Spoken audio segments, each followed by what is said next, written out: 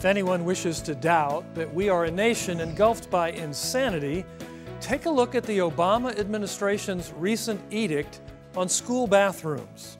Of course, under adherence to the actual American Constitution, the president would have nothing to say whatsoever about public schools, let alone their restrooms. But in an era of executive overreach and rampant gender confusion, we perhaps should not be surprised. According to the Obama administration, with all of its deep reflection upon the past 15 minutes of fashionable history, public schools will now be required to allow students to use the bathroom and locker room facilities of their own chosen gender, rather than according to their biological sex.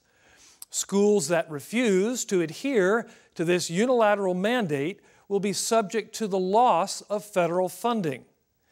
Needless to say, this is manifestly absurd, but it is an absurdity codified into binding guidelines and enforced by federal regulators.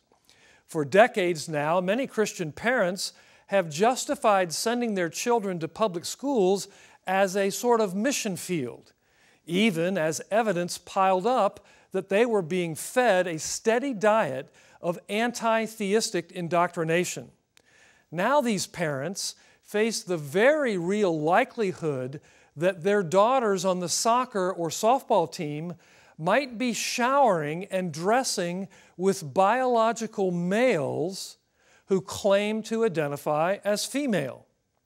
If Christian parents are willing, even now, to continue participating in such systematic child endangerment, one has to wonder what could ever possibly constitute a bridge too far.